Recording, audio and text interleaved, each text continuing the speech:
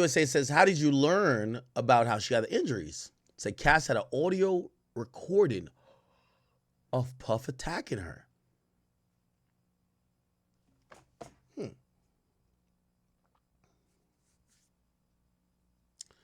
Chat, what do you think? What do you think about women who don't go to the cops but keep evidence that they're being abused? And they tolerate it for, let's say, days, weeks, years, until they're cut the fuck off. Now, they claim, if you're gonna be recording it that he's beating you up, why would you? Anyway, let me just keep going. How did Cassie sound on the audio recording? Steele says objection, overruled. She sounded panicked. I heard the sound of somebody getting hit. Did you go to events? Yeah, the premiere of Brad Pitt's movie Kill Him Softly. AOSA says, what happened to the premiere? Puff was digging his nails into her arm and taking low. What? And talking low. Said, what would Combs ask you to do? He said, take care of her. I'm going to bring her arnica gel. For what? Her bruises. What the fuck is arnica gel? Let's turn to December 22nd, 2011. Mia said, by the way, I hate the prosecutor does this. They never operate sequentially. They're all over. They're jumping all over the place. Whatever. At Puff's house, the mood was darker than normal. This was more of like Puff was upset. AUSA says, what did you tell him? Told him that Cassie's been talking to someone else. Oh, so she's admitting she ratted out. Her friend, Cassie. He says, no, she didn't. She never mind. What did he tell him? Who was there? So we don't know who's there. He says, what did he tell him? That Cass had been talking to someone else. Who? Kid Cudi. So some guy told her that. How was he? He seemed heartbroken. It was ominous. I never witnessed Cass do something to cause him to be upset. I felt something bad would happen. Then did you see her? It's like, yeah, in a black car with Capricorn Clark. Did you reach out to anyone? Mia says, yes, to D-Rock. 3T112. What's this? So that's my emails with D-Rock.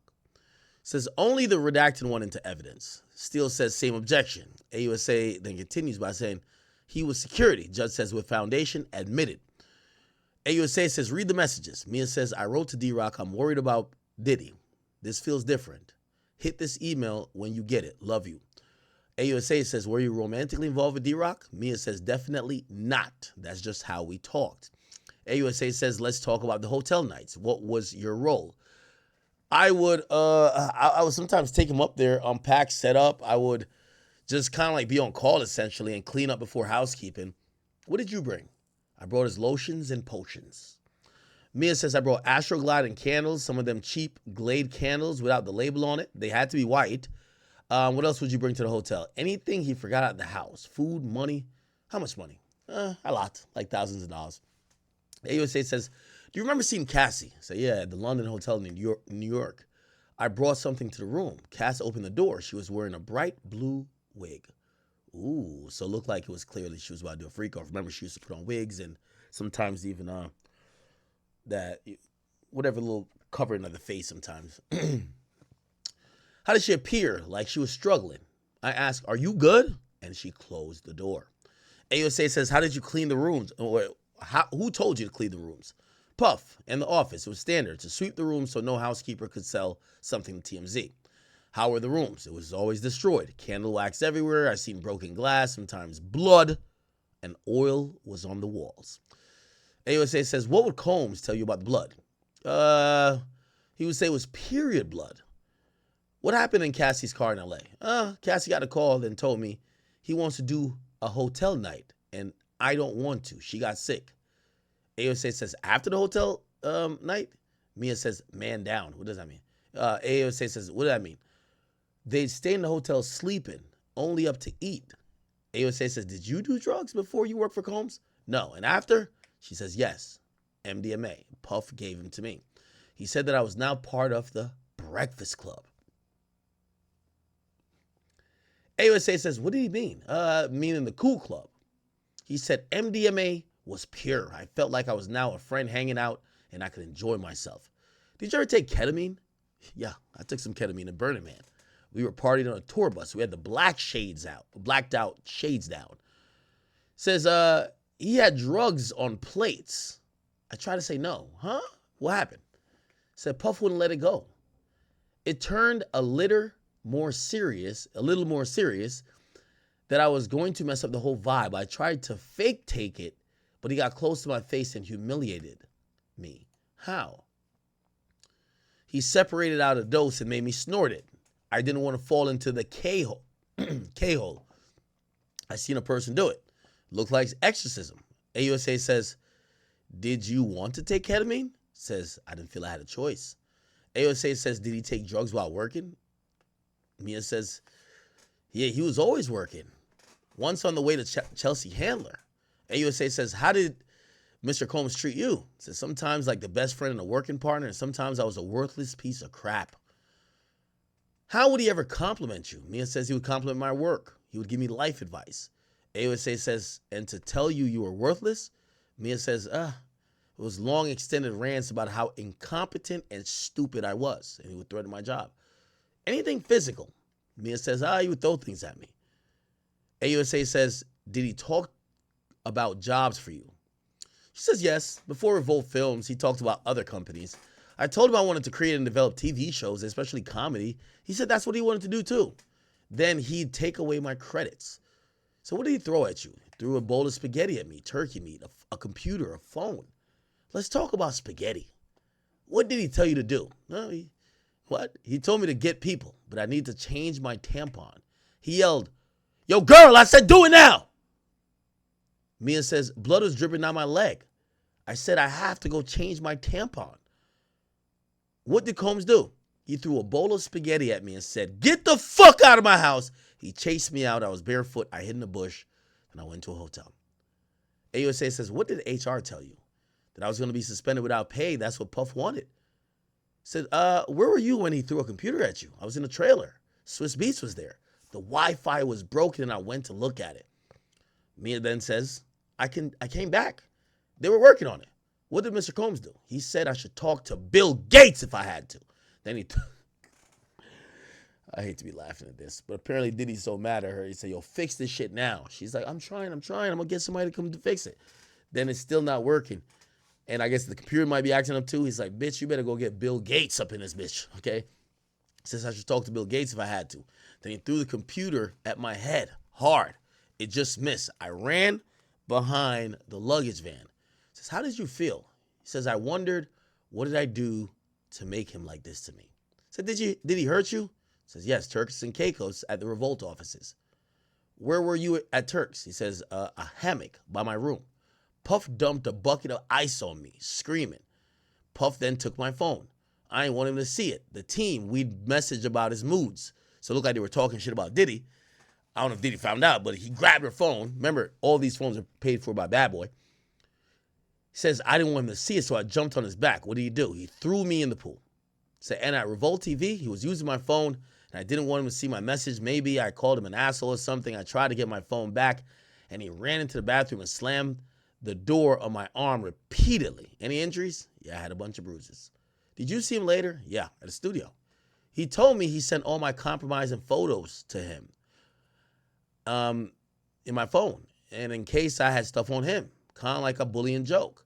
How did you take it? I had no photos, so I knew he was lying.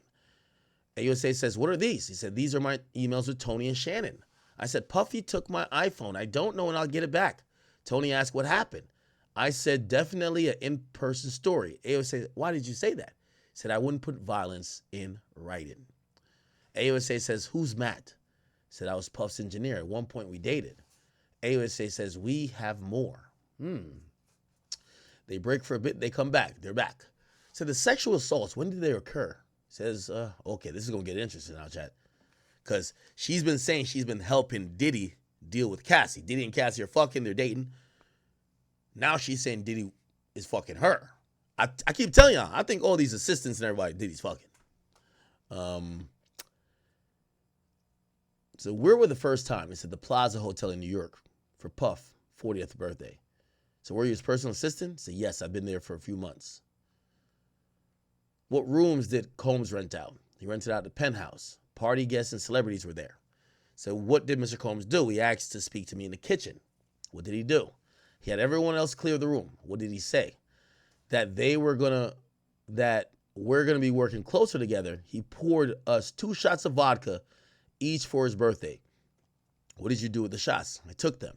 They hit me hard. Usually I could take them easily. My eyes couldn't focus. My face was closed. He put his arm around the side of my dress and kissed me. Did you want him to? No. Were you able to say no? I was shocked. I froze. I didn't process what was happening. Next thing, it was in the morning, and I was in a chair in a penthouse.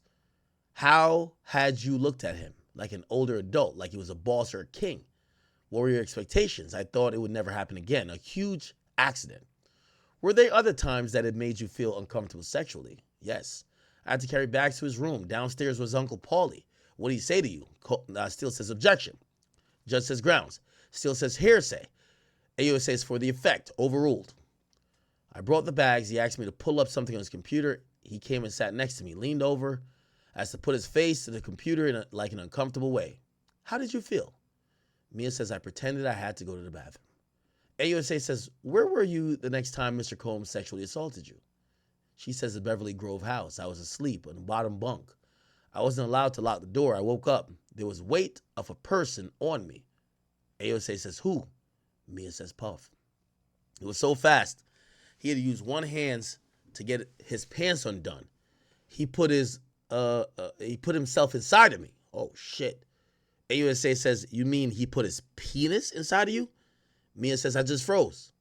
How did you feel? Mia says, terrified and confused, but also ashamed and scared.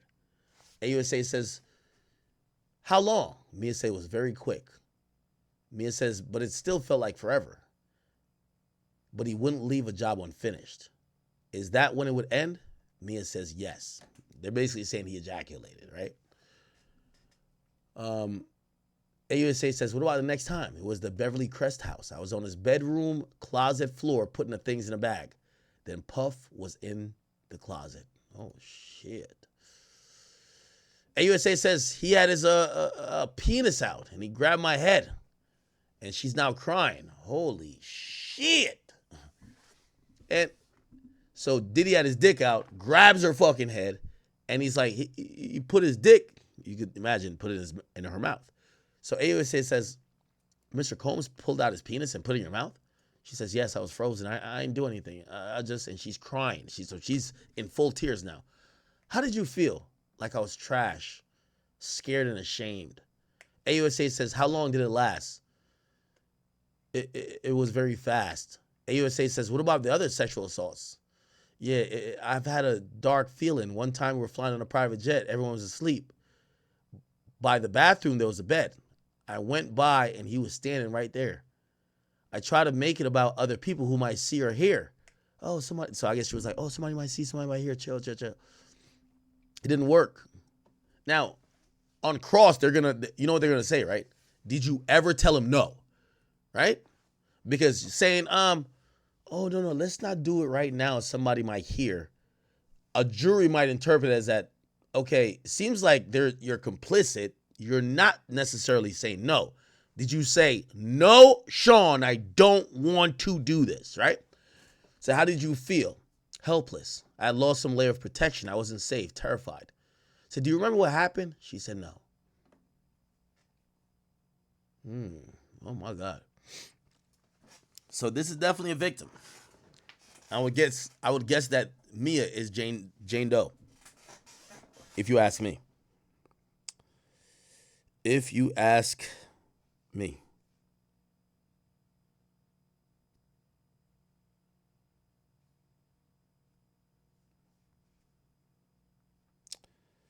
All right, chat. We have about 30 more minutes. Holy crap.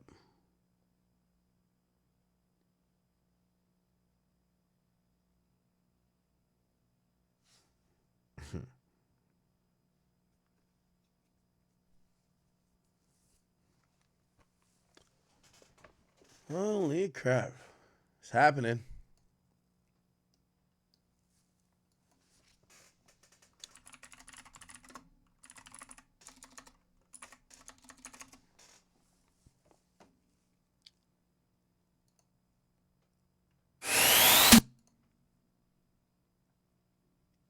Yeah, the trial coverage has gotten a lot thinner.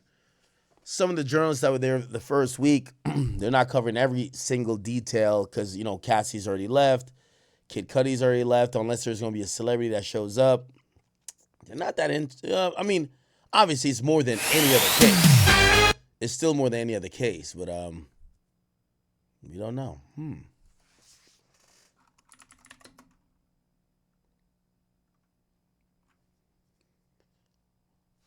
Someone sent me something. Hold on, give me a second. So the person on the stand, Mia, we now know who it is. And they're saying, so her name's Sarah Schnedeker. Sarah Schnedeker, okay? Apparently she was in, let me see what this is.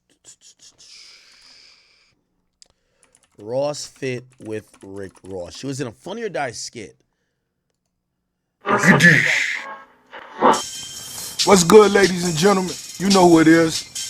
I've been getting a lot of questions. Rose, how you lose all that weight? Well, really, the answer's simple as hell. I follow a strict daily workout routine. And Which one's her? now you can too.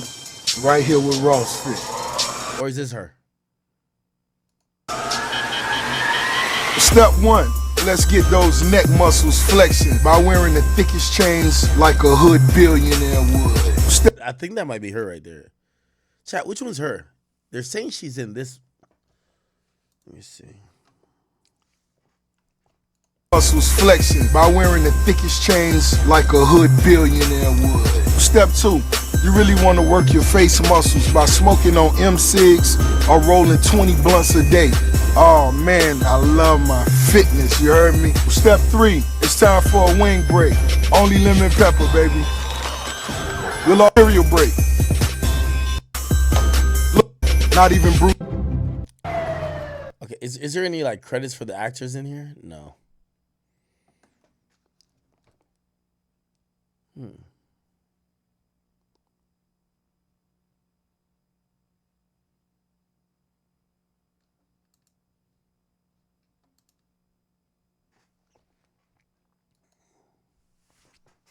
And apparently the Can't Stop, Won't Stop a Bad Boy story.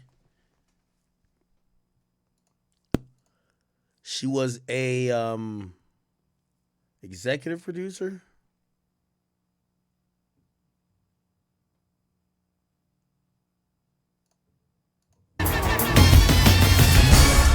Cinematography by Kim Porter and Sarah Schnedeker. I think it's her, y'all. It's not even think. We know it at this point. You can hate me now. All right. Back with the tweets. AUSA says, was Cassie ever there? Okay. I guess, so they're asking her, was Cassie ever there when he raped you? She said no. Did you ever want these sexual acts with Combs? She said no. Did you ever tell him no? Which, you know, the defense is going to ask. She said, I couldn't tell him no about a sandwich or anything. Then he would know I would thought what he was doing was wrong. So she said that she felt she was in a mind state or whatever. She couldn't tell him no about anything. Mia says, I didn't want to lose everything I work hard for. This was the only world I had anymore. It says, what would happen to your job? I would never work in the industry again. And AUSA says, I'm surprised there was an objection here. AUSA says, and physically, he says, I felt like I was going to be attacked. I didn't want to die. This is hard hitting right now. I'm going to be honest with you. This is a powerful testimony, and it's working in the way of the prosecutor. This is powerful. If you ask me, it's probably the most powerful testimony other than Cassie. This is a powerful testimony. She's not just party to other things. She's saying she had she went through similar things to Cassie, just maybe not in the capacity or as long as Cassie. Wow.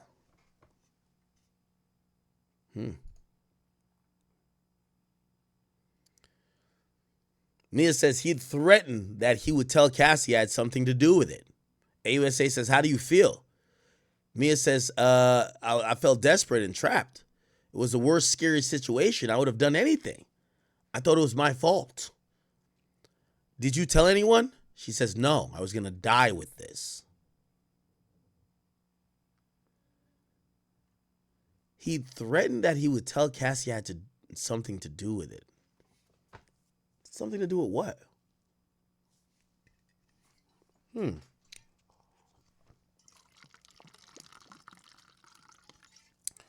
So look like maybe Diddy was like kind of like threatening her, like, yo, I'm gonna expose you to Cassie.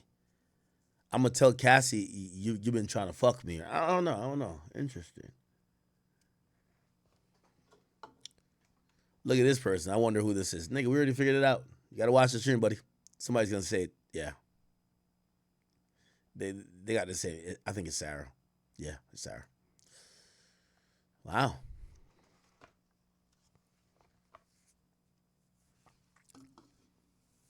Now, here's the thing.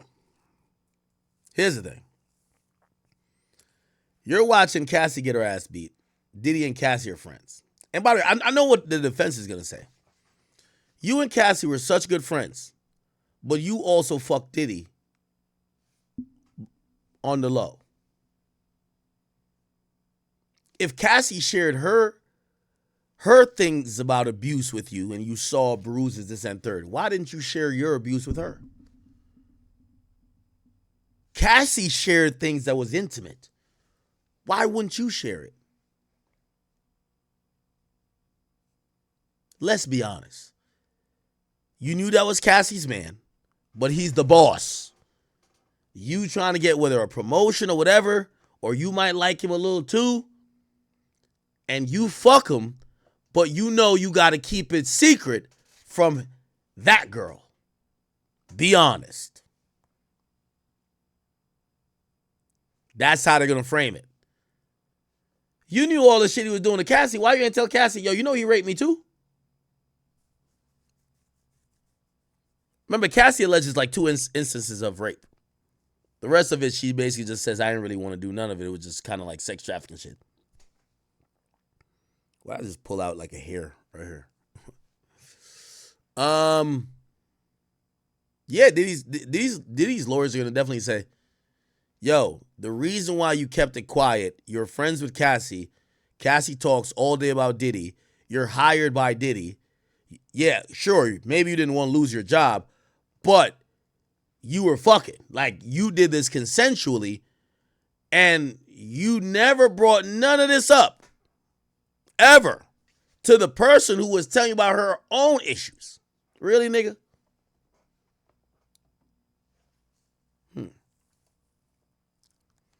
Got another tweet here. She says, I would be humiliated. I would never work again. AUSA says, and who would do these things? Mia says, Puff and all these people. This was way before social media and Me Too. There was confidentiality. AUSA says, did others speak up? Mia says, Kayla Faulkner. Who is this? Let's Google her. Kayla Faulkner. Diddy.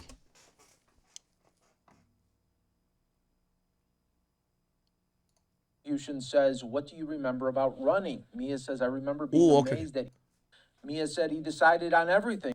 Says, what did Mr. Combs do? Mia says he got into protector survivor mode. He said to call Doc out with his kids, but then I heard about Prince's party. Prosecution says, what did you do? Mia said, beach screaming at us. It was flat and we went out far. Puff got smaller and smaller on the beach. The sky got dark. We read that. This is what aggressive defense lawyers do. Yeah, you were speaking about violence between Mr. Combs and Cassie. Have you traveled to Turks and Caicos? Mia says yes. To Parakeet twice in 2012. I was going to me. I have another deal with Puff's business. Says, what's this? Mia says, a photo of Cass eating a hot dog at the premiere of her movie, The Perfect Match. She has bruising under her makeup. I took the photo. Prosecution says, any other injuries covered up on a red carpet? Mia says, yes, at a film festival. Prosecution says, what injuries did you see? Mia says, a busted lip. She was injured. Prosecution says, where were you? Mia says, in her hotel room with Larry Sims, her hairstylist. Prosecution says, did you learn how she got the injuries? Mia says, Cass has an audio recording of Puff attacking her. Prosecution says, how did Cassie sound on the audio recording? Combs' defense team objected. Judge overruled. Mia says, panicked. I heard the sound of someone getting hit. Prosecution says, did you go to the events? Mia says, the premiere of Brad Pitt's movie, Killing Them Softly. Prosecution says, what happened at the premiere? Mia says, Puff was digging his nails into her arm and talking low. Prosecution says, what would Mr. Combs ask you to do? Mia says, take care of her. I'd bring her some gel. Prosecution asks, for what? Mia says, that was for the bruises. Prosecution says, let's turn to December 22nd, 2011. Mia says, at Puff's house, the mood was darker than normal. This was more of a Puff was upset. Prosecution says, what did he tell him? Mia says that Cass had been talking to somebody else. Prosecution says, who? Mia says, Kid Cudi. Prosecution says, how was he? Mia says, he seemed heartbroken. I never witnessed Cass do something to really cause him to be upset. I felt something bad would happen. Prosecution says, did you then see her? Mia says, in a black car with Capricorn Clark. Prosecution then says, did you reach out to anyone? Mia says, yes, to D-Rock. Prosecution then showed an exhibit. What is this? Mia said, my emails with D-Rock. Prosecution says, only the redacted one into evidence.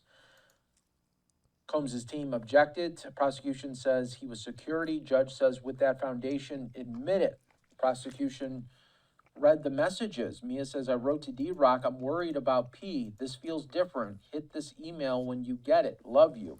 Prosecution says, were you romantically involved with D-Rock? Mia says, definitely not. That's just how we talked. Prosecution then said, let's talk about the hotel nights. What was your role? Mia says, I would sometimes take them there, unpack, set up. I would have to just be on call essentially and clean up before housekeeping. Prosecution says, what would you bring? Mia says, his lotions and potions.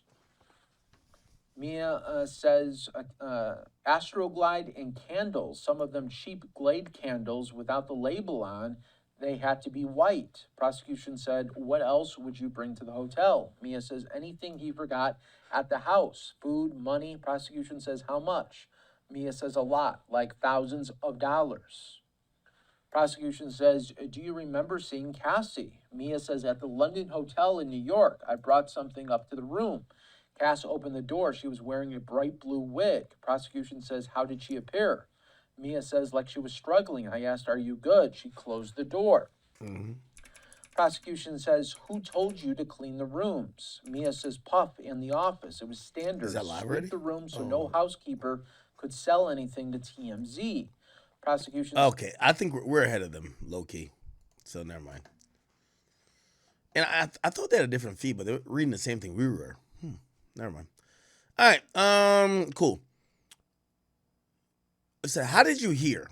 Mia says, I heard there was an urgent call among film people. It says, what did you hear?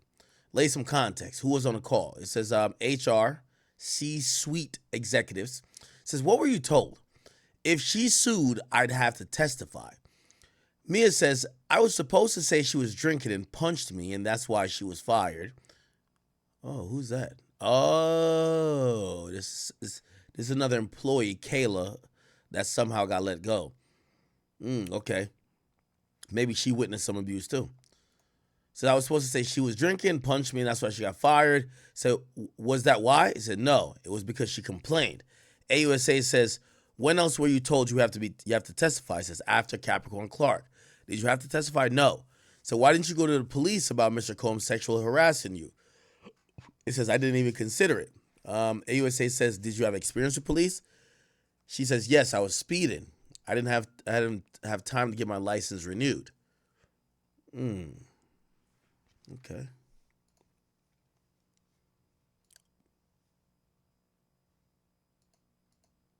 I wish I had more details on this Mia person.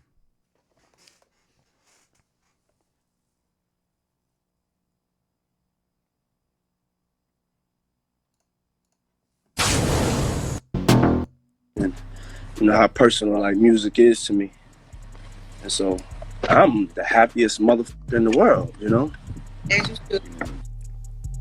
Feeling good, I'm in my bag, staying in the light, you know?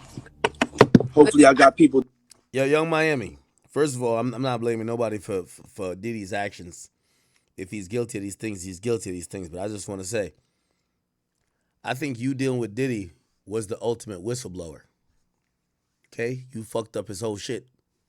And I'm not saying that's a bad thing because it could be a good thing if he's guilty. When Diddy started dealing with you, because you a chick that it looked like you one of them feisty chicks and Diddy couldn't handle you like he handled Cassie, Gina, Kim Porter, the rest of them, the other women who've been through it, they took note and they felt away. They saw you back talk. They saw you do all the things that Diddy used to slap them square in the mouth for.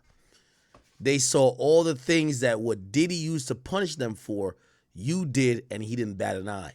They didn't like that shit. Then he seen him have a kid with another woman. And it emboldened them to not only file lawsuits, but it emboldened them to speak to the police. So to keep it real, if y'all wondering why Diddy in jail, y'all could thank Carisha. I don't know if she thinks about it like this, but she's the ultimate whistleblower.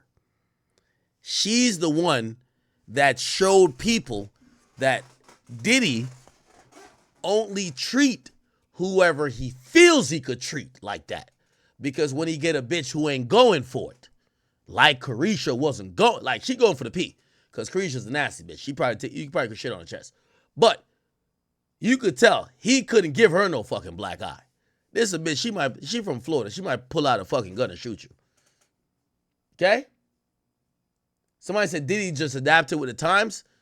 I agree, because I think Diddy's one way. I think I agree with you so much. I think it's less about Carisha. I think he was adapting with the times. Here's the thing. I've had ex-girlfriends call me expressing dismay. This is real shit. And they said, are you good? Everything cool with you? They said, well, when you was with me, you didn't do A, B, and C, and you didn't tolerate X, Y, and Z. I'm looking up now, and it looked like you good? You letting this shit fly? And really, it's less of their concern about me. It's more of them saying, nigga, why the fuck you ain't do this when I was with you? How could, when I was with you, you was running a tight ship, nigga? You was standing on business when I was with you. If I even mentioned this, it was a no-go. I'm looking up now. That ain't a nigga I've been with. That's the problem. That's the problem. Now, Cassie and a group of other women, they're remembering they donated their 20s. They donated their 20s to this nigga. So now they 34, 35, got to go get some other dude. And they're watching Diddy do things he ain't never done in 50 years to another woman. And they're like, what's that? All right, don't believe me. We'll dance some more, because you know we need to dance. We need a good bop. So you back in your bop. The bop is back. What you think? You doing an interview? I told you we just gonna get on here and talk how we talk. You know I'm in the bop. You wouldn't even ask me no questions. So you on that Carisha, please, time. We ain't gonna be doing no interviews now. Just talking to my friend, baby. For real. Who you talking? Talking to you. No, you're not. I'm back in my bop. Nah, you see, he's trying to give it to Cassie. I'm talking to you. The Miami coming out of her. That's what I'm telling you. It really took like a little hood ghetto. It took a hood ghetto. Yo, Diddy's first fuck up if that's your little freak off situation, you got to get these non-black women, non-black, docile, mad submissive. You do what you want. You get one of these city girl bitches, all they do is run their yeah. These type of bitches, like, all they do is talk shit. They talk shit so much. Like, I don't even think Cassie did nothing for this nigga Diddy to do something. This chick gonna do something for you to put her in a body bag, okay? The thing is, she ain't gonna stand for that, because she gonna scrap with you. I guarantee Young Miami don't got no story talking about Diddy beating her ass. She might have a story that they fought. She might have a story that they fought. I guarantee none of her stories is, yeah, Diddy kicked me and kept kicking me and kept kicking me till I got, kicked me on till I was at the sidewalk. Fuck no. You know what she gonna say? Nah, yeah, we fought. Yeah, that nigga, yeah, he thought he was playing me. I slapped his ass with a frying pan. Yeah, I guarantee. Diddy fucked up because now he was trying to adjust to the times and thought he could handle like a little ratchet hood bitch. These type of chicks are built differently. They think like men. I'm keeping the beam with you. Diddy needed a non-black, docile, super submissive woman that he could run all over. He from the 90s. They're heavy-handed. He still was running around like Tupac still alive and Suge was still on the West.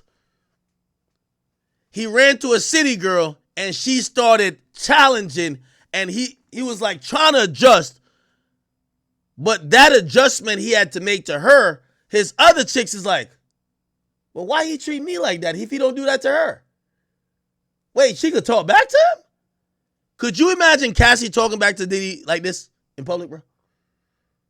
This nigga was applying the pimp hand in a way we've never seen. The nigga went to Prince concert and was slapping the You could tell when he was slapping Cassie, he not only slapping her with a palm, he slapped her with the whole forearm. Bitch!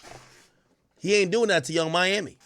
All them chicks who took bruises, broken limbs, gashes, stitches, everything from this nigga was like, oh, hell, I know this bitch nigga is not now allowing women to talk back to him. All right, fuck that, man. Hell no. The reason why Cassie sued is not only because of her husband. It's 80% is because of her husband. The 20% is her saying, if I ain't go through all that ass whooping I took, there would be no Carisha. I took the arrows for it to be a you. Hell no, I need some bread. Okay, then. Okay, you know that. I know you back in your box. I'm going to ask you, am I back in my box? I what time it is. Yeah, you know what time it is. What time is it? It's Friday. It's shot o'clock. Let's go. Here's the thing, too. Carisha is a modern day woman. 70% of these like wannabe city girl, hot girls, they're all alcoholics. Women these days, I think, let me tell you, if y'all have a young daughter, I don't know how old y'all are, but if you have a daughter that's about to be like 18 or she's 18 and she's about to be 21, listen, number one, you got to keep it. You got to keep your daughter off alcohol. Alcohol, let me tell you this, and I'm saying this as an alcoholic, okay, or alleged alcoholic. That type of shit, it'll ruin. It affects women way more than men, 100%. You get what I'm saying? Because men, we learn accountability. With alcohol and women, it turns them into babies. Like they feel like they could just, they wake up and like, what happened? It's kind of crazy. Diddy introduced Cassie and them to drugs. A chick like Carisha, she been off that 2C. She from Florida, that K2. She might be on crack cocaine. I don't know what she on. But she definitely was drinking all them little shot o'clock bitches. Yeah, Diddy from a different era, man. Diddy probably think that he could have got her the same way. Like, nah, that ain't Cassie, bro. That ain't Cassie, bro. This bitch an alcoholic before you. And she probably do a little snorting. But you know them chicks in Florida, they built different. Yo, Kodak been taking fake perks for 10 years. That nigga alive as a motherfucker. I'm like, how the hell? Nigga rap, they told me the perks was fake, but I still ate it. And you're like, what? Florida niggas is different.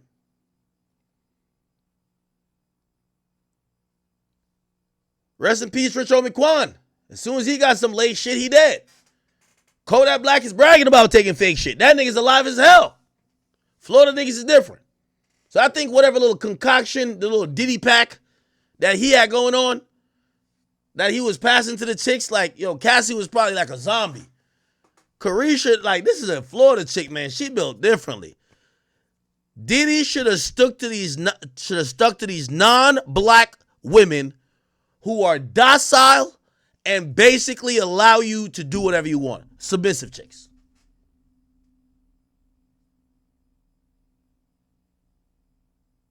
Tell you. No, for real. What you doing though? I'm getting my hair. I got a show tonight. Also, I think them women watch how Young Miami, even though I think she was capping, she was still a concubine. She talked about Diddy like Diddy was a trick. And all of them, the only way they could have access to Diddy like that, they would have to be completely in love. She never was like she was talking about Diddy like he's a trick. Like, yeah, that nigga buying me this, buying me that. Now, granted, she's still a side chick because the current culture, you just spend some money on a chick and fuck 3 other chicks. That's how it works. But them other girls was watching like, oh, this ain't the Diddy I know.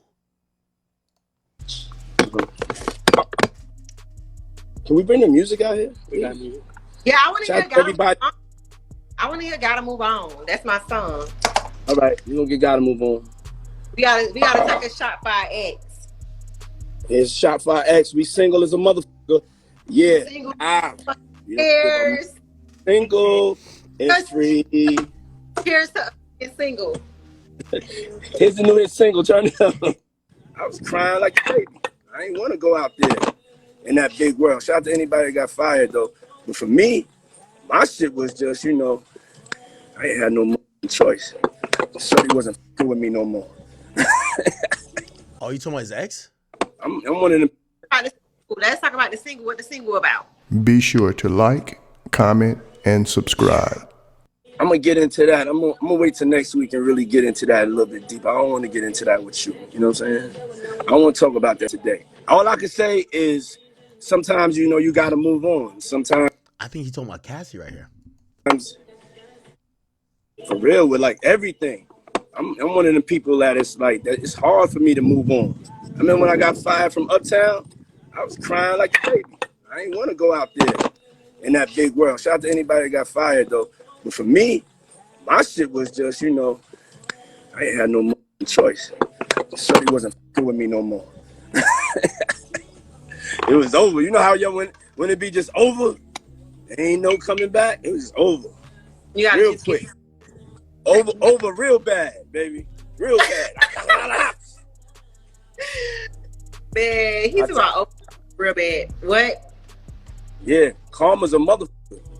No matter what, you're gonna get hit with something back. You know what I'm saying? Cheers though. I already took my shot. You said what? Mo? I own Deleon, so I can take more shots. It's all right. And I'm feeling good as fuck, brother. I don't give a. You give up? What's going on? No, I'm about nothing. Yo, Diddy got defeated by a city girl, man. Yo, Diddy, man, this is what you gotta know. You aging out. These young bitches, they like you, my nigga. like the one thing I say about Young Miami, the only way I was able to get to her is calling her a side chick. And me, I know how to get under everybody's skin. Yo, that little blind bitch Absol, that nigga today, he punching. He might be beating up on his bitch today. I know how to get trust. That nigga, trust me, I got like 50 Crips and 50 Bloods trying to threaten me. It's all good. Y'all know the address. I don't care. I know how to get under somebody's skin. The only way I was able to get under Young Miami's skin was the side chick thing. Because honestly, Young Miami was never like that deep in love with Diddy. Like Cassie. Like Cassie and them, like, you could tell.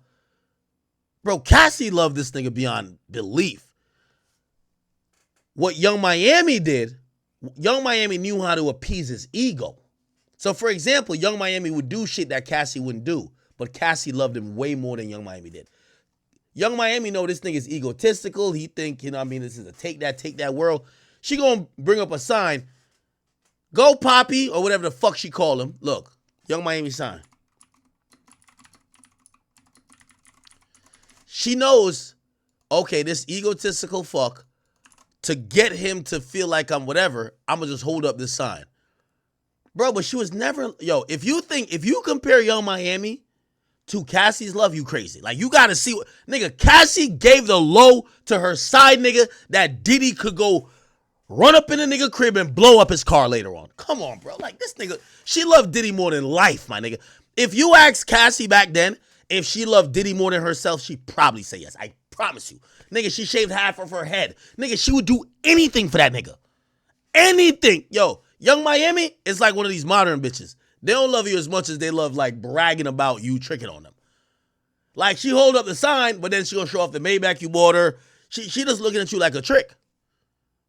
She, like, modern culture of, like, a lot of these girls who are, like, city girls, relationships for them are them being smutted out by a nigga who, it's not that they're in love with him, is that the nigga is a trick to them. But then they do the most. So it's going to be like, oh, go Poppy. Cassie ain't never hold up a sign like this. But come on, Cassie's love is a million times more. Cassie wanted to have a family with a nigga. Cassie's heart melted when she seen on Instagram. When Cassie seen on Instagram, did he say, yo, Kim Porter was my soulmate. A bitch like Young Miami, I meet bitches like this all the time. I know when the bitches like Young Miami, you know what they say? They be like, yo, you don't hit me up. Like, yo, you only hit me up when your other bitches, like, it's like they assume you already got bad bitches. These girls don't want no love. They just want, it's like a weird dating cycle now. It's like you have your own little time with them, but they understand you got other bitches. So I think that's what Diddy was trying to adopt to. Young Miami don't give a fuck. Cassie's in love with you. What Diddy was doing, you need a bitch to be in love with you for.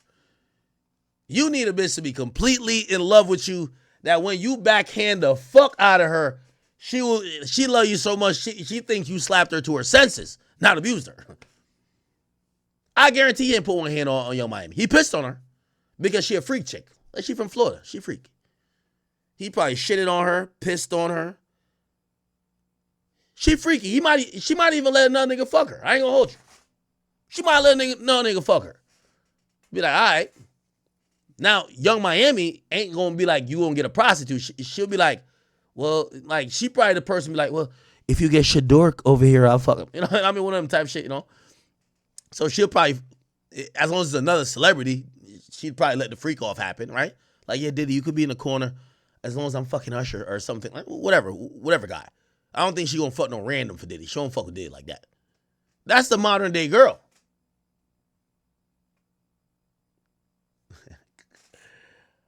What? They agreed what? All right, man. Y'all don't want to believe me. Okay, we got some more tweets. Okay. This is, here we go. All right. So this is after they ask her if she ever has to testify. Mia says, it was the only time my name dropped. I told her who I worked for and I said, get him on the phone. I did and she laughed. Oh, Puff Daddy, I love you. Did you get a ticket? So basically she said when the police pulled her over one time, she name dropped Diddy and they said, get him on the phone if you claim you were speeding to go do something for Puff Daddy. She said, okay, all right, I'll do it if you don't give me a ticket. The person laughed and they got Diddy on the phone and I guess it said, did you get a ticket? No. So it looked like the officer didn't give her a ticket because she realized she was telling the truth. She does work for Puff Daddy. AUSA says, why didn't you tell us at first about the sexual assaults? Mia says, it's the most shameful thing in my life. AUSA says, did you get a lawyer for this testimony? Mia says, yes. AUSA says, did you speak about these sexual assaults before or after you get the lawyer? She says, after. AUSA says, do you want to be talking about sexual assaults? She says, no, it's traumatizing. It says, why are you here today? The judge says, Ms. Meiser, you asked that already. AUSA says, we could break here. The juror says, we'll see you tomorrow. Jurors leave. Agnifilo says, the government sent us a letter at 11 p.m. last night asking about changes to their direct case with fewer witnesses. It might make her case longer. The judge says that's vague. Agnifilo says, I still see July 4th as probably when we're going to end. So they're saying they're thinking we're going to be done in 4 weeks. I think we're going to be done in 5. Which 5 would, this is the 3rd week. Is it 3rd week? Yeah, 3rd week. So that would make 8 weeks. The government has said, nah, we're going to be done in like 6 weeks, maybe even 5. So Agnifilo is just, they're going over scheduling. They're like, nah, we're still going to take the same amount of time. We'll see. The judge actually adjourns it, and now we are here. Ole. Ole, chat.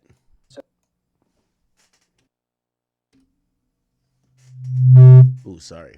Ruling last night, we're going to be paused. Now, thanks to the ruling this afternoon, they will not be paused. They'll be back on. So we'll sort of be back to square one. Okay, that's about President Trump. Let's see. All right.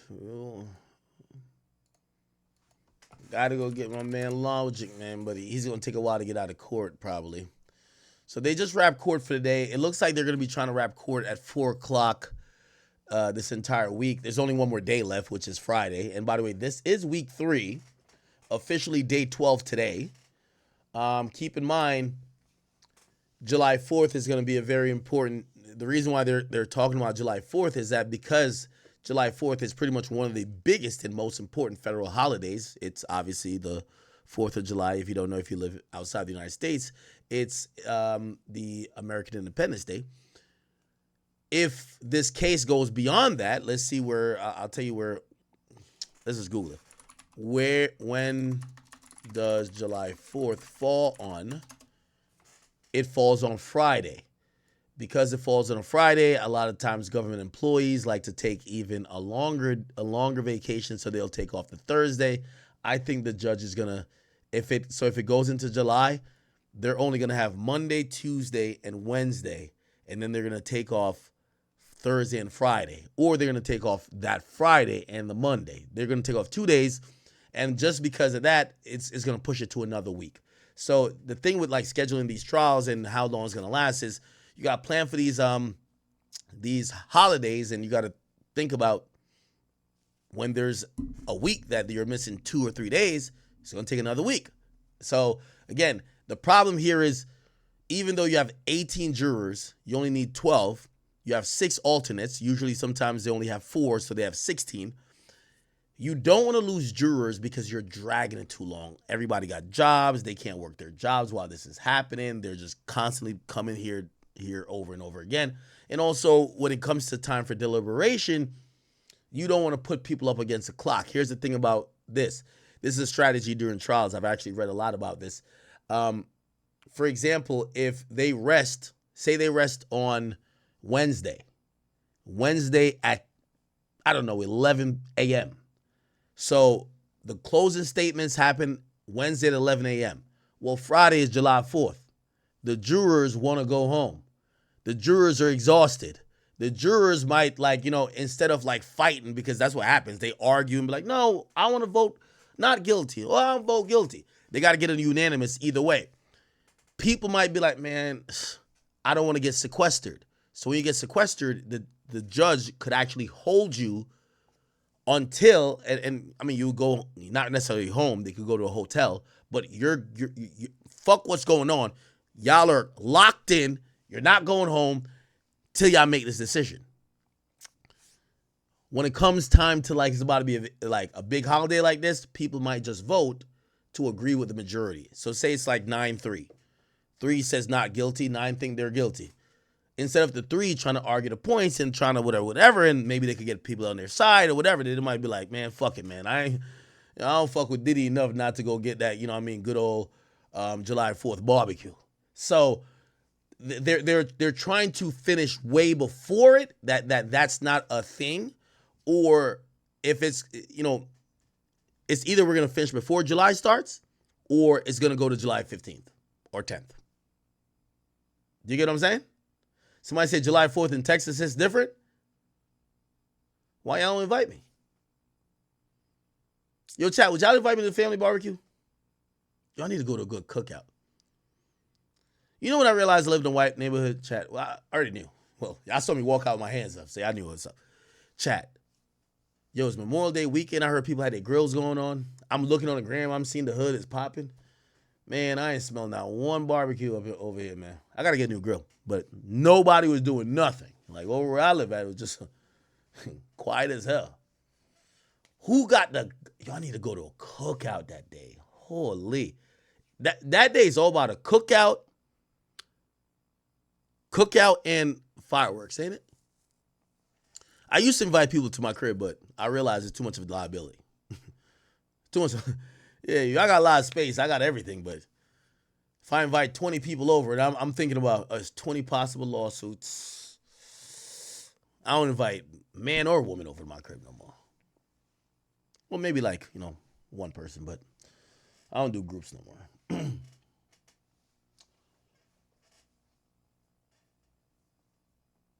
I got 2 Independence Days. I celebrate July 4th, and I celebrate August 6th. That's Jamaica Independence. Yo, chat, my favorite rumor about myself these days? So, like, there's these channels that claim, or, like, I'll see them, I don't know, I think it's because, what's her name said some shit? They've been tagging ICE. I'm like, yo, these niggas actually think I could get deported? I'm like, all right, I'm about to play into this. This is lit. This is lit. Plus, it's another reason to always remind y'all, I don't care what y'all think about me. The country, without that country back there, I'm not here. So I love it. But unfortunately for y'all, I'm stuck here. I'm actually about to do some dope shit. I'm about to, so when I got my citizenship, I actually, because we grandfathered into it, like, there was no choice. What do I gotta do? I gotta re-get my Jamaican citizenship because I want to be a dual citizenship. So I'm technically not a Jamaican citizen, but I need to be, like, I gotta be. Like, look, I got Bob Marley on the shirt. Like, come on, man. Y'all niggas know I'm Jamaican as fuck. So I want to be, listen, as much as I love Jamaican, I was born there, ain't no other country better than America, man. I love it over here. I love it here. But, I love Jamaica too, so I need to be a dual citizenship. So I'm actually about to apply, I think this year, and it's going to be easy because I was born there. So they're just going to be like, oh, you want to be a dual citizenship? The only thing I got to think about is taxes, because when you do dual citizenship, they both try to hold you accountable. But yeah, dual citizen act, it's going to be great. That means I get 2 passports. Yeah, yo, they be having this conspiracy. They're like, yo, we're calling ICE on act. Sorry, you stupid ass niggas. I've been a full citizen for a long time. For a long time. It's sorry. Now I just got to get my Jamaican citizen back because if I ever want to run for politics, I could run for everything in America but president. So president, you got to be born here. I wasn't born here. Jamaica, I was born there. So if, you never know. Big Guy gets so lit, I might have to go pull a Shine move. Go try to be it's not president, it's called prime minister. Prime minister of Jamaica. So I'm getting my dual citizenship this year. Also my law degree. Dual citizenship. And I'm going to buy 4 more houses that I could, I've been getting real estate. That's not flex, it's just tell you the truth. All right. Okay, we're waiting on these people to get out of court, bruh. Yo, hit me with some other hip-hop topics, chat, because interesting day in court, but, like, I understand. Yo, we be rocking out for, like, hours. Y'all want to hear about Diddy this whole time. Like, y'all be like, can we talk about something else? I know. The boss man, D-Lo, trust me. I can't really say what I want to say, but I tried. Okay. Someone said, bro, you're not going back to Jamaica? No, I am. No, no. I would never live. Oh, hold on. Listen, I come from Jamaica. That's why I tell, and I know people be like, yo, you're a tether. I don't give a fuck what you say. I'm here. Tether, I don't give a fuck. I'm here to tell all y'all black ass motherfuckers, I come from Jamaica and America's the best country. When I hear black Americans, they be like, yo, oh yeah, man, it's so bad over here, the police brutality. I be looking at them like, shut the fuck up. This is the best, this is the closest to paradise, unless you die. Heaven is better. Okay, we're waiting on just some after court stuff. No, I'm about to buy a house in Jamaica just for my mom though. My mom older, so like my mom don't even got no friends over here. My mom really want to go back to Jamaica, live on the beach.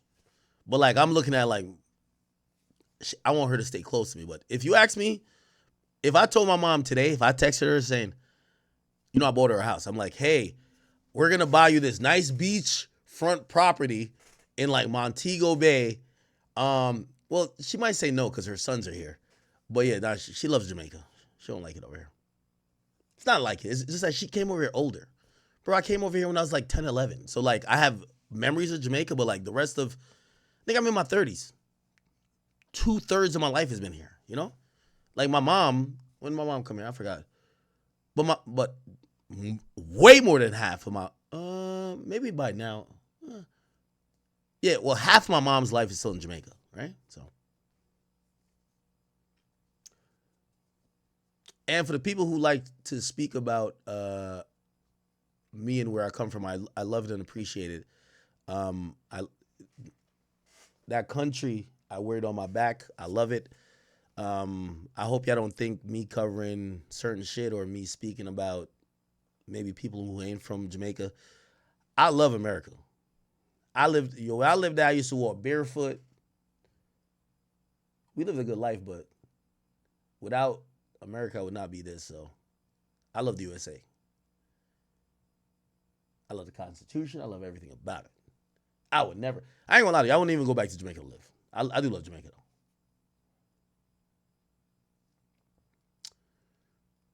So for the interested parties, and I do see a few who'd be like, yo, they constantly talk about me and like immigration these days. Oh, I love it. I don't care.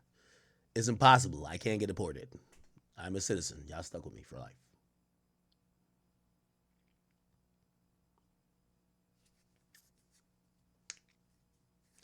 I seen them do like, yo, they mentioned me some shit. They tagged ICE. They say, yo, ICE, you got to get this nigga for, what is it? Immigration fraud.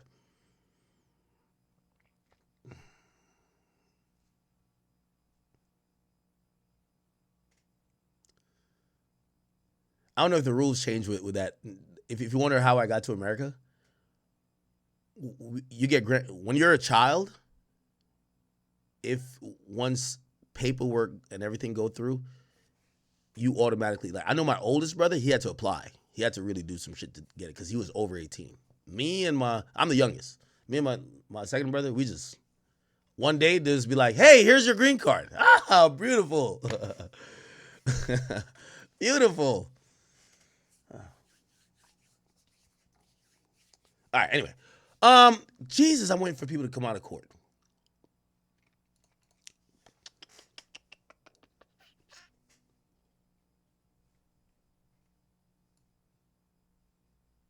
Should I move to Houston? So let me tell you my problem with Houston. I've been to Houston. I do like Houston. Here's the problem with Houston. And this is my problem. And this is why, like, for example, like, there's people around me that be like, yo, let's go to Paris. And I say, for what? Yo, let's go to Italy. For what? First of all, again, I live in America and I get black people are like minority over here, but I grew up in Jamaica and we are the majority. I don't want to go to no place where white people run everything. I like to go to places where there's black opulence. And it's not even about black and white. It's just places where race isn't, like, I don't go there and they're like, my nigga. I don't want to go to no place like that no more. I'm good. I'm rich now. What the fuck? So I like going back to the Caribbean. They be like, yo, you want to go to Mykonos? No, I'm good. I don't want to go to Mykonos. There's nothing Greek about me. I'm good. Bring me I'll go to Turks, Bahamas. I'll go to Haiti. I'll go to, I'm good. I don't want to go to no place like that. I'm sorry. But I'll tell you why I don't like Houston. Or not Houston, but Texas. So, just how I grew up, I'm an island boy. Not necessarily like the actual island boys, but I grew up on an island, right?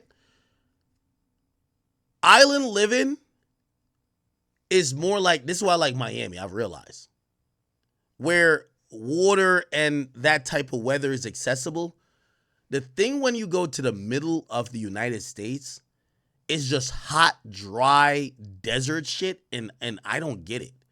There's no beaches. It's just like you go to Houston, there's no beach, there's a fucking lake. Like, I don't want to go to no lake. What would that look like? So I don't particularly like middle of the United States. And I think California is trash because of the laws, but I would rather be coastal. East Coast, preferably south. So like, obviously Florida or California. But being like Texas is just hot.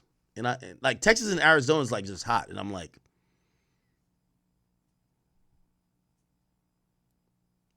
I mean, I've had fun there, but it's just, I don't like it that much. Texas is the best. I like a little light breeze that comes from the ocean. You could feel in California.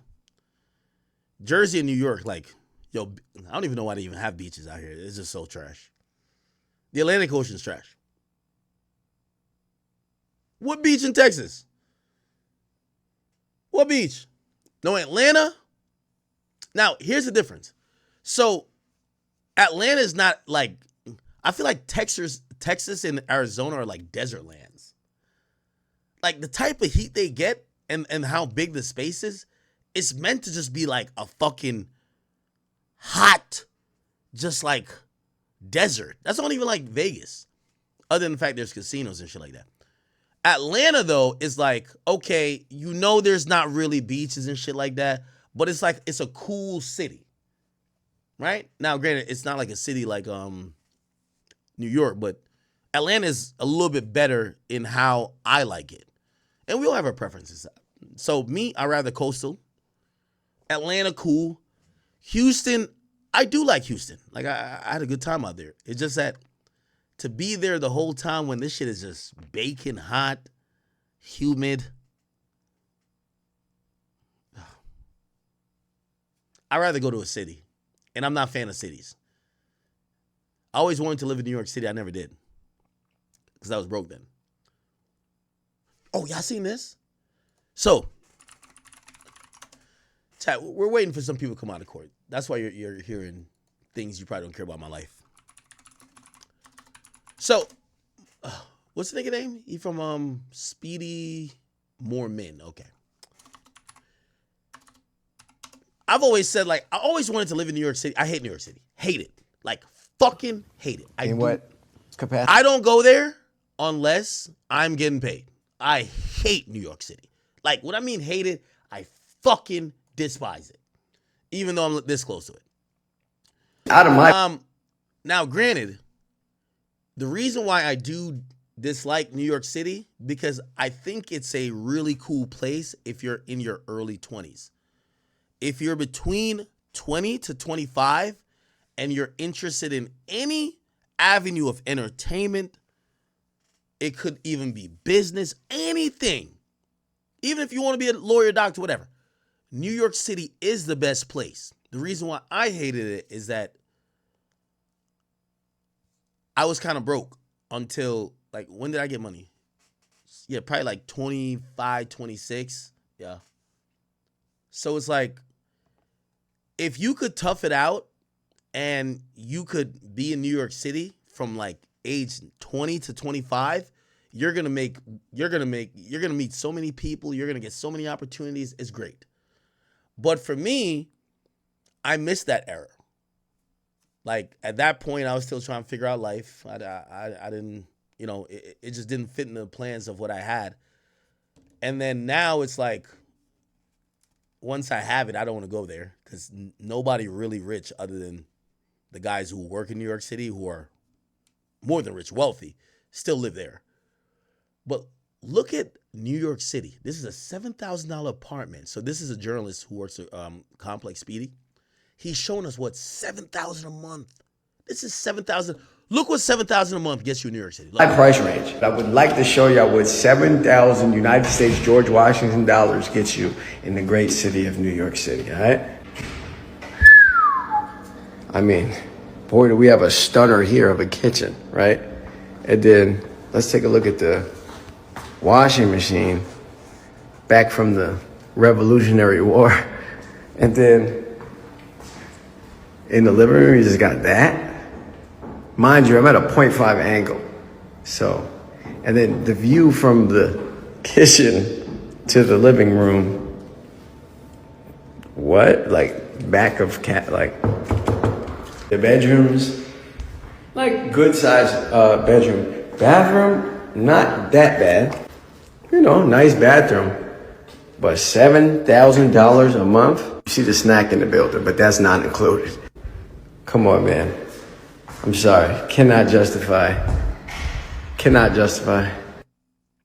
So, $7,000 in New York City gets you this. And that's why I'm like, yo, you got to be like over wealthy to really live in New York and live really good. Because imagine someone, just think about $7,000 a month, that's $84,000 a year. Okay? So if you're paying $84,000 a year in rent, we're not talking about food, we're not talking about utilities, we're not talking about other things you want to do, you better be making like close to $200,000 a year. So $7,000, if you're going to pay $7,000 a month for rent, we're not talking about your car insurance, we're not talking about none of that. To live in New York City, you got to make, to even live cramped, you got to make $100,000. For this, you got to make like $150,000, and you're still paying out half of what you make in rent. New York to me is just trash. Now, granted, here's the thing. I'm very fortunate, and my views come from my own situation. If I wanted to move to Puerto Rico, I could still do hip hop from there. I stream. I could do pretty much, like, I've done 5 or 4 off the record episodes this year. I could literally move to Puerto Rico. I moved to Puerto Rico and I'll just have to fly in like maybe once, like do like Vlad. Vlad flies to New York. Actually, he does it way more than me. Well, actually, I don't fly at all. He flies in like maybe once a month. I could fly in like once every 2 months and still do all the off the record shit. But I could be in Puerto Rico paying like 1% in taxes because that's what they pay. So I'm fortunate. But for the people who have to show up to a job and they have to be in New York is so trash. You got to get paid $200,000 to live right here. Now, put it like this. If you're getting paid $200,000 here in Houston, nigga, you're balling. Nigga, you got every scat packet. I don't even know what a scat pack is. Like, you just, or is that a Charger? You just got all these little Dodge cars everybody love. You probably even got a chain. You're getting bottle section at the club. Like, $200,000 in Houston, you're going crazy.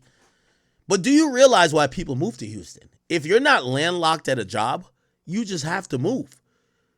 You got to literally make like hundreds of thousands of dollars to survive in New York and even be able to turn up with your homies.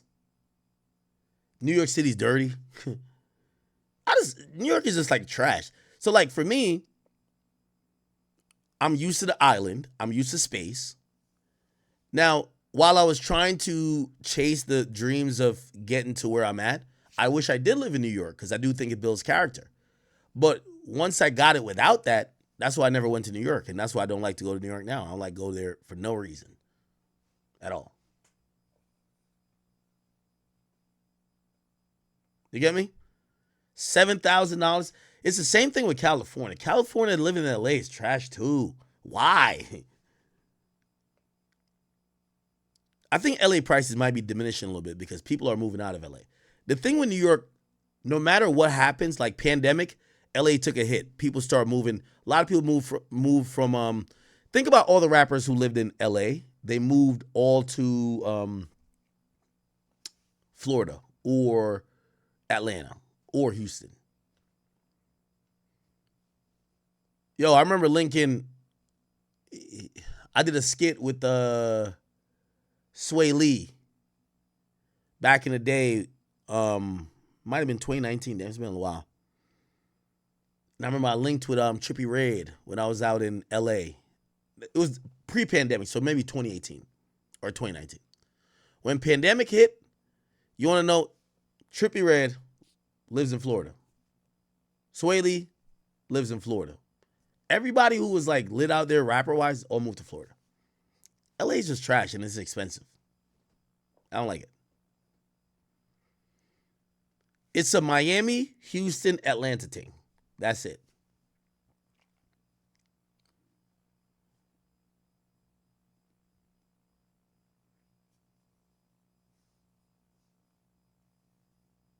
Okay. Vegas isn't bad, but then Vegas, the economy, it becomes weird because the whole economy, or like I gotta say about 60% of the GDP out there is based on gambling.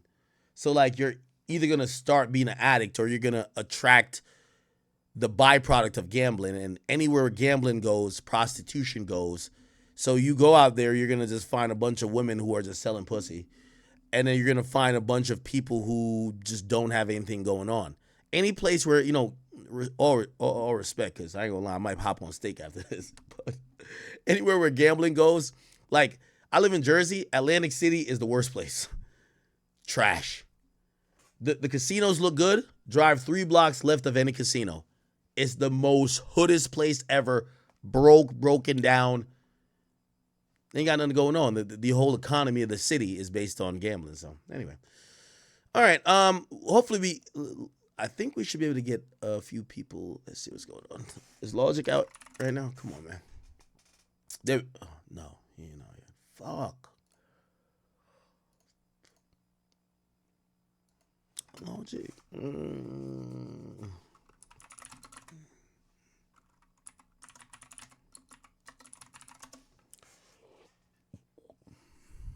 All right. We're still waiting. I'll give you my summation on today's trial date. I think today is important, but I think tomorrow is going to be more important. I'm going to tell you why.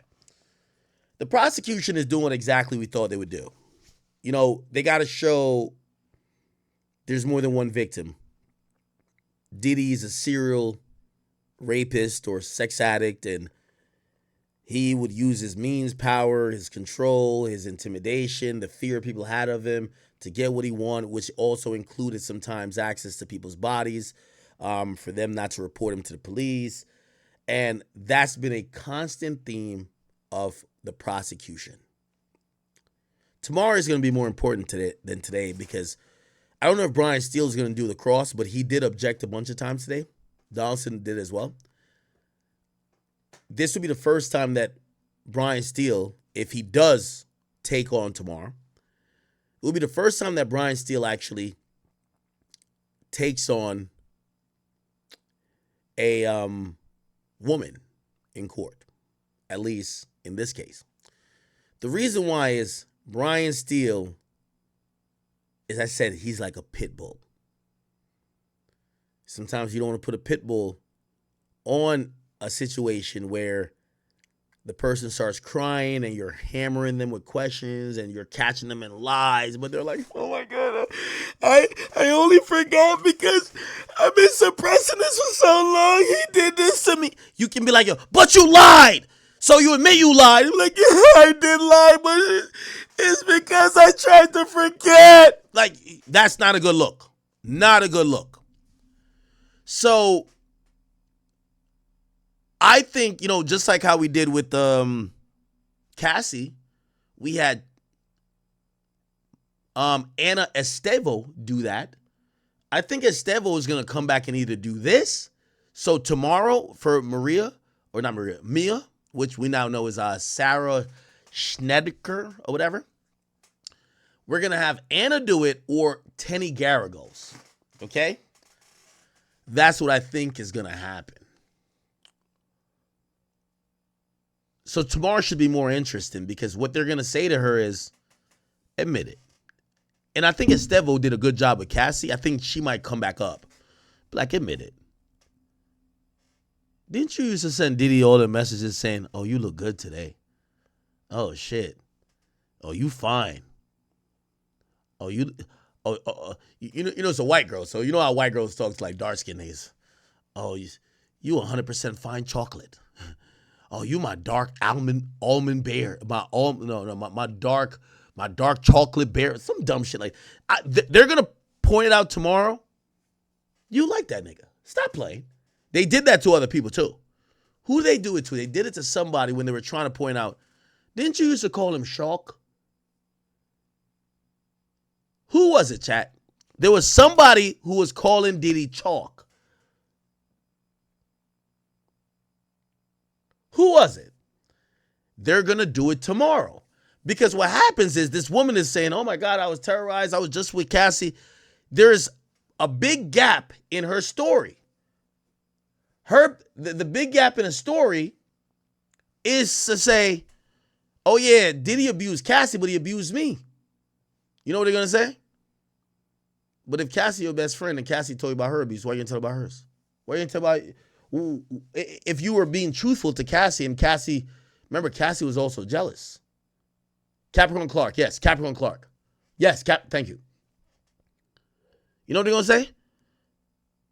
So Cassie was your best friend, right? This is how they're going to paint it. I already know. So Cassie was your best friend, right? Was Cassie jealous when she heard about Gino? Oh yeah, she was enraged. She was upset. Would you generally say Cassie was upset when she thought Diddy was with other women? Yeah, she didn't like that either. She don't like that. Now you flip it on her bitch ass. Didn't you and Diddy used to have pet names for each other? Didn't y'all used to flirt? Didn't Diddy tell you his favorite white girl? So you got to paint it like that and be like, what? When you say he sexually assaulted you, Cassie told you all her secrets. Why you didn't tell her that? Oh no, I just want to take it to the grave. I didn't. Really?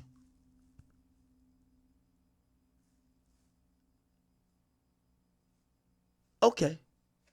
Would you tell Cassie if Cassie was jealous about Diddy being sexual with anybody else? Did you ever lead on to her to tell her that Diddy was being sexual with somebody else, even though it was non-consensual with you? You know, she's going to be like, Now, again, remember, you're the defense attorney. You just got to make these people seem non-credible. This is a big witness. This is why Agnifilo, I'm sorry to say his name right, he's going to drag it. He's going to be like, yo, we can't finish up by today. Remember, they're trying to get this witness off. Hell no. See, Cassie, they've done it 3 times. They said, Cassie, she can't go too long. Makes sense. She had to give birth. By the way, congratulations to Cassie. She just gave birth. Who else? They said, somebody else. Oh, he got a flight. You got a flight. You got to catch a flight today. Y'all got to finish up by today. Okay. And then they were like, we could put a flight till tomorrow, but it got to be tomorrow. Now they're saying with this person, y'all got to finish up by the weekend. You think Brian Steele this is a strong witness, chat. This witness is saying Diddy raped her on a private jet.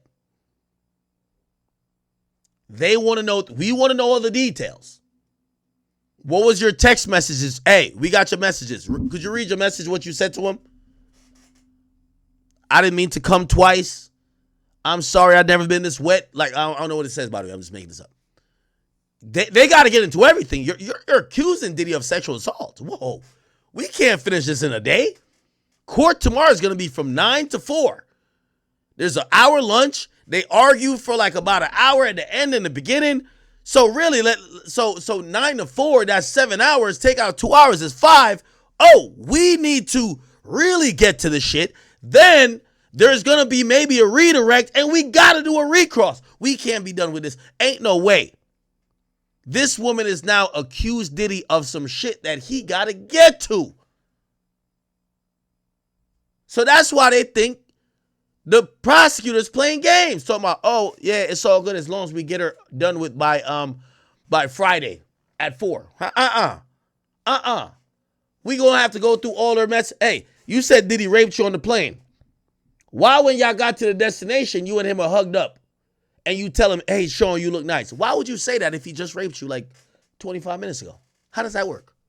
We just need to know. Chat, you got to get to it. So that's what I think they're trying to limit. I don't know if it's Brian Steele going to do that, but somebody's going to do it. So you say you got raped on a private jet going to so-and-so, but why did you text him you miss him? What's up with that one? It's a reason we in court, chat. When you see the allegations, this sounds crazy. Now, tomorrow, we get to see what her reaction. Now, granted, she might be like, oh, no, I was just scared for my job. Even after he raped me, I just had to be nice with him and I had to flirt. You had to flirt? Really? We're going to see it tomorrow, chat. We're going to see it tomorrow. Let's see. Okay, we're still waiting on Lauren. But I think, let me see what Logic got going on. Logic, you upload yet, my boy? Logic, stop playing.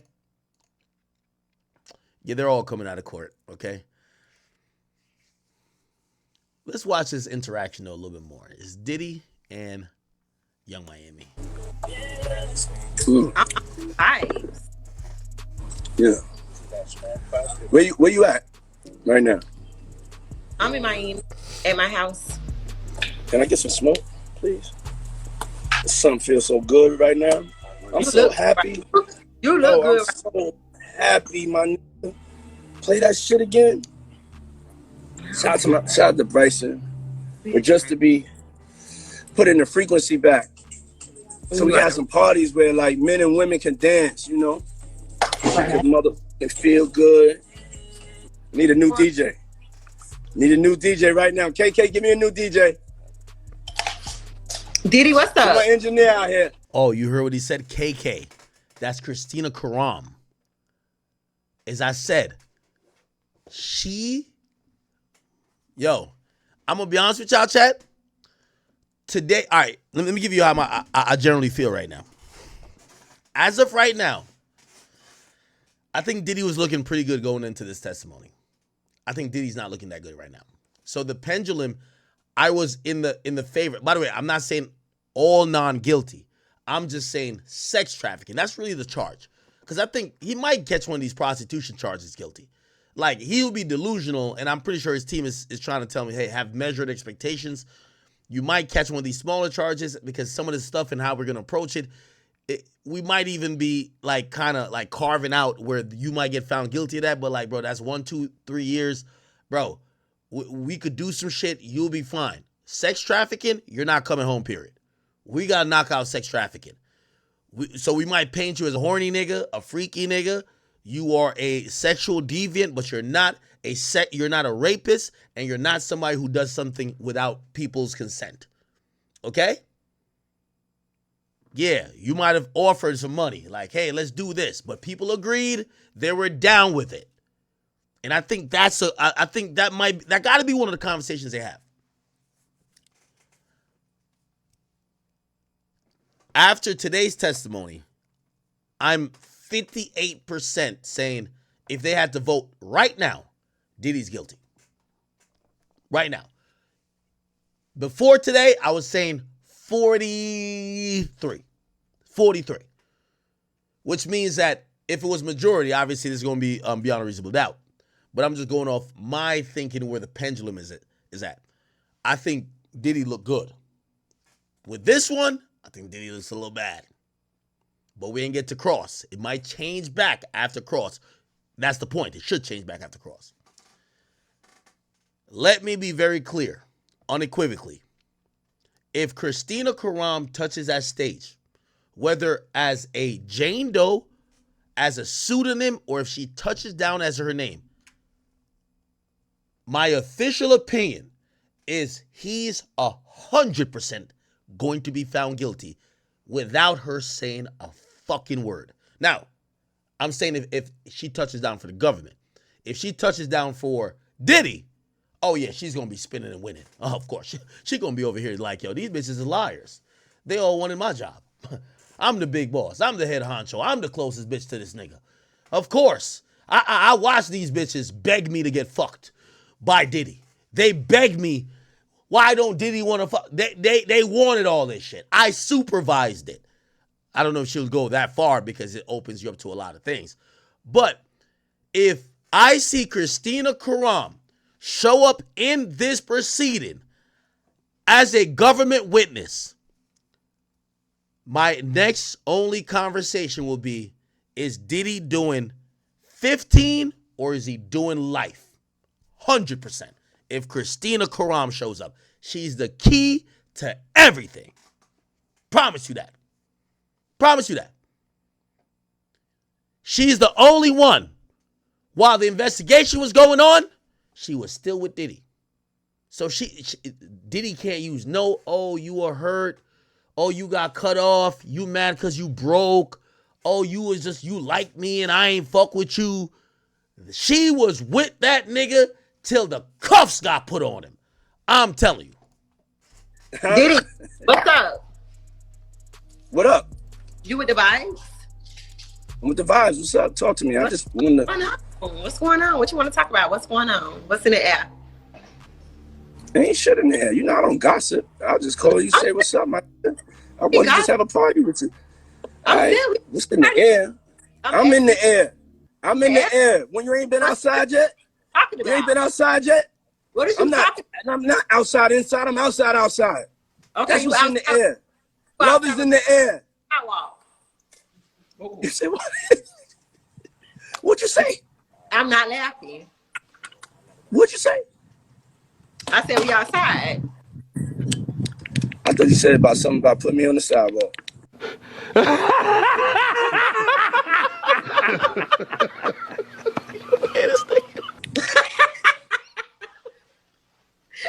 was like, you ain't the boss of me, girl. Oh my God. I'm on the sidewalk though. I ain't gonna lie. It's rough out there. Exactly. But I'm outside though. Yeah, you outside. You in the sky. How about that? Yeah. That's what I told you. What? Cause what? Cause what happened? Cause what? You tell me. You tell me. You tell me. This dynamic is very interesting. I just can't see Cassie popping it like this. I just can't. I just can't, man. I don't know. It's all good. All right. It's gonna pop up in a second. I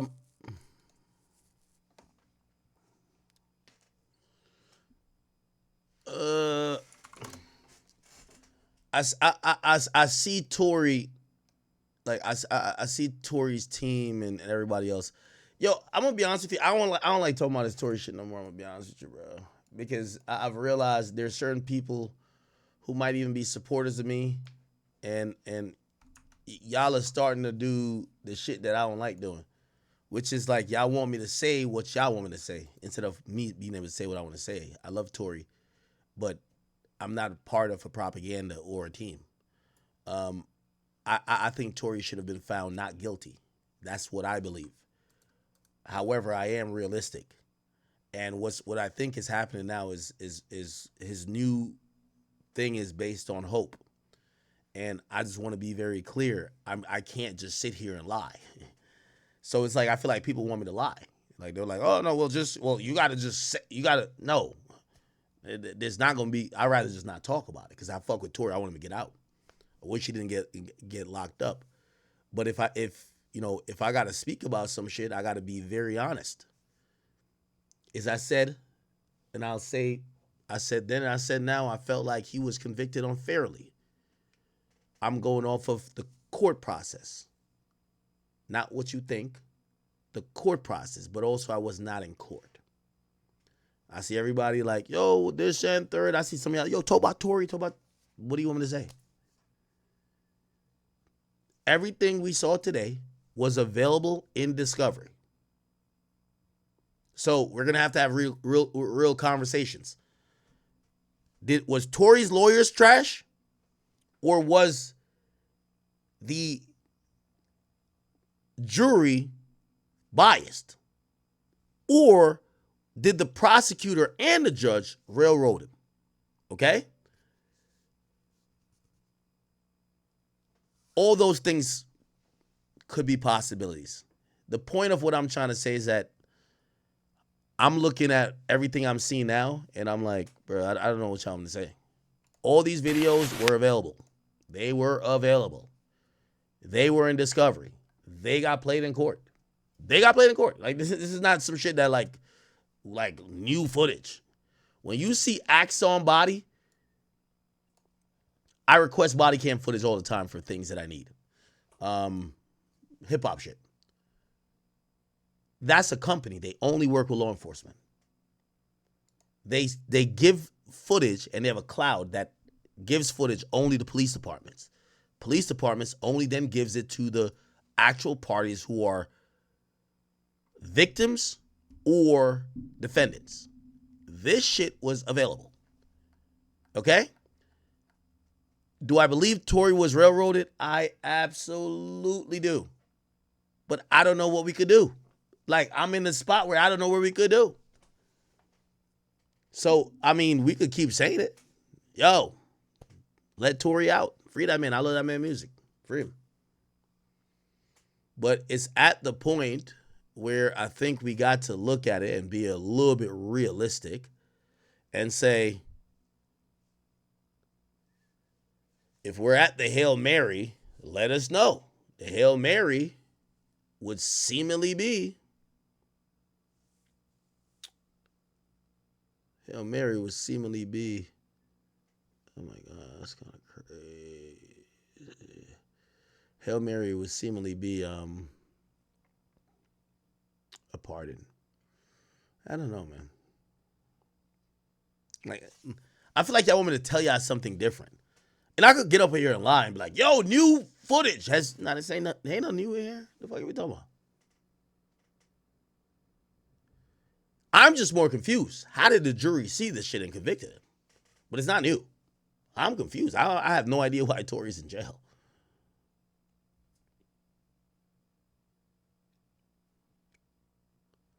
I am very confused why he's in jail.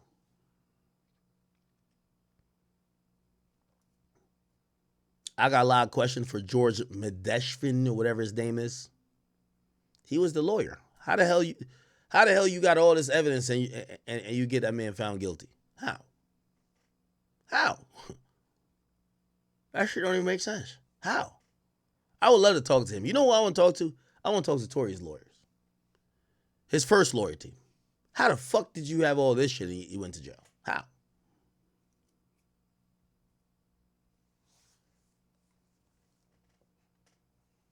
Chat, I'm genuinely confused, but I'm just not a liar. This was not shown to the jury? Chat, we weren't in court.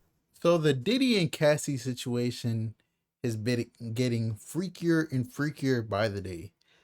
The more and more I hear about these allegations, Diddy is a freaky man, the king of the freak-offs. And Cassie, you feel me, she was young, vulnerable. But like what Ak said, she could have left. Like, Diddy was not holding her. Well, you know, this is what's hard for me. Allegedly, Diddy wasn't holding her hostage, but she said on the video that came out in the hotel where he hit her over and drug her back, she was trying to leave one of the freak offs. And Diddy said, oh no, you're not going to leave the freak offs. You got it. Yeah. Wait till the dude, bust a nut, allegedly. Then all over you, then scrape it off, go in the other room and rub it on my nipples. That's what he wanted. It sounds so crazy to say, but that's what Diddy wanted.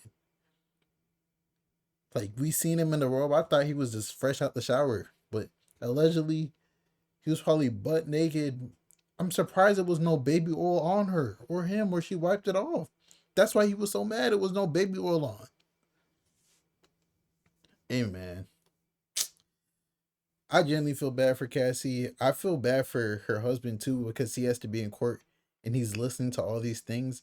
And I don't really think Cassie's lying about anything. Like, Cassie just seems like a nice girl, probably like gentle, innocent, like, and she just wanted a career. Like, man, I'm struggling here because I want to be very, very honest about everything, like my point of view. I don't think Diddy was the best of best people, and I think everything he did to Cassie was wrong, and it was definitely manipulative and all that stuff. But like, is it sex trafficking though? Like, this is what he's charged for. Like, domestic violence, yes. Assault, yes. Like, probably a bunch of other crazy stuff, yes. But sex trafficking, bro, I don't know if you could say he was sex trafficking. But it's only day 2 of the trial. And I'm gonna be very, very unbiased about every single thing I say. It's day 2 of the trial. Diddy is he's there every day. They say that he's looking white as hell, he's gray as hell. He's, you feel me? They said he was looking at Cassie the whole time. But day 3, 4, 5, 6, 7, we don't know what's gonna happen. Maybe 2 weeks later, there might be someone else taking the stand, and we don't know how that's gonna go. Maybe like 3 days later, there's gonna be a new person taking the stand, and they just expose everything about Diddy. Like, we don't know fully everything Diddy's done yet. Like, there might have been men that he was having free calls with. Like, ain't gonna lie, bro. Like, Act was the line about what he said. Diddy should just came out and said that he was a flexible, bro. He should just said he was bisexual, bro. Like, I'm not gonna lie. And what Act said, bro, all these rappers gotta come out who was around Diddy, like really, really hung around Diddy and was like really cool with him. They need to come out and like, yeah, bro. You gotta defend yourself, your integrity. You feel me? But your boy Big Act News. Make sure you like, comment, subscribe. And do you feel like Diddy's innocent, or do you feel like he's guilty? And we're talking about sex trafficking. Like, we're not talking about is he a good person or not. Do you think he's guilty of sex trafficking, Cassie? It's your boy Big Act News, and I'm out.